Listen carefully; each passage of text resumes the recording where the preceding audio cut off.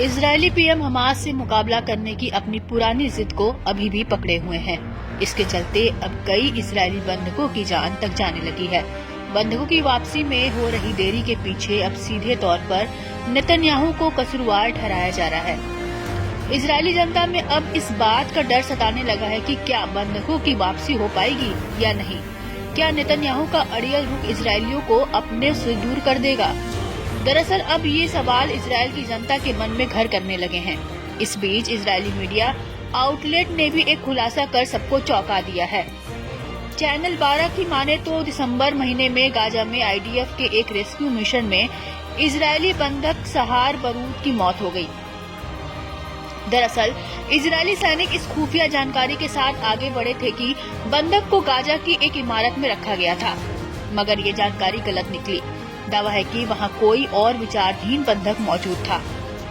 लिहाजा इजरायली जवानों ने बिल्डिंग में घुसते ही गोलियों की बौछार कर दी। हमास और आईडीएफ के वार पलटवार से एक गोली इजरायली बंधक के सिर में भी लग गई, जिससे बंधक की मौके पर ही मौत हो गई। इस ऑपरेशन में कई जवान गंभीर रूप से घायल भी हुए थे। वहीं इजरायली मीडिया आउटलेट मारीफ की ओर से कराए एक पोल में बड़ा खुलासा हुआ है। इसके तहत 74% इजरायली मानते हैं कि इजरायल को बंधकों की रिहाई के लिए डील साइन करनी चाहिए, चाहे इसके लिए हमास से युद्ध रोकना ही क्यों न पड़े। इजरायली मीडिया ने आगे बताया कि 7 अक्टूबर 2023 की घटना के बाद इजरायली लोग हर दिन बड़े झटकों को झेल रहे हैं। चैनल 12 की स्टडी में खुलासा हुआ कि इजरायली जनता वो असहनीय दर्द झेल रही है जिसको उसने कभी सपने में भी नहीं सोचा था। मालूम हो कि बीते दिनों हमास प्रवक्ता अबू ओबेदा ने इजरायल पर बड़ा आरोप लगाया था, जिसमें कहा गया कि इजरायली सेना जानबूझकर और बार बार उन जगहों पर हमला कर रही है जहां इजरायली बंदी रखे गए हैं।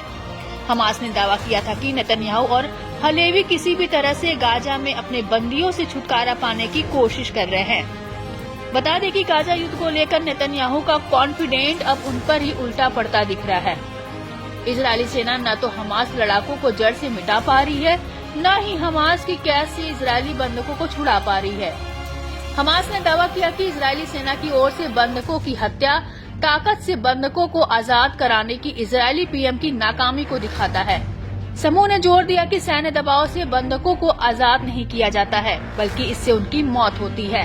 हमास ने कहा कि अगर इजरायल को समाधान चाहिए तो वह सिर्फ तभी मिल सकता है जब वह हमलों को खत्म करे। इजरायली सेना को गाजा से वापस बुलाए और कैदियों की अदला बदली डील के साथ आगे बढ़े। इस दौरान हमास ने खुलासा किया कि लड़ाकों की ओर से बंधक बनाए गए 33 इजरायली बंधक मारे जा चुके हैं, जिनमें से कुछ गायब भी हो गए हैं।